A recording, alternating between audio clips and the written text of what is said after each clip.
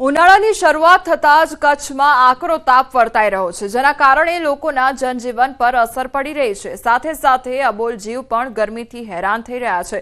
ત્યારે આવા પ્રાણીઓના રક્ષણ માટે કચ્છ વન વિભાગ સજ્જ બન્યું છે।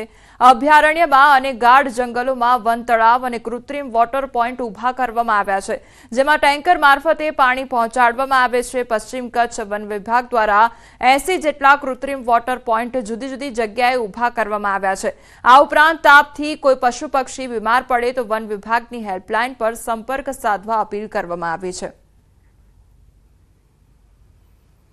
જે જગ્યાએ કેમેરા પાણીના પોઈન્ટ હોય ત્યાં કેમેરા ટ્રેપ લગાડીને પણ વન્ય પ્રાણીઓ આ વિસ્તારમાં પાણીના પોઈન્ટનો ઉપયોગ કરે છે કે કેમ તેનું સાયન્ટિફિક મોનિટરિંગ કરવાની કામગીરી પણ હાથ ધરવામાં આવેલી છે।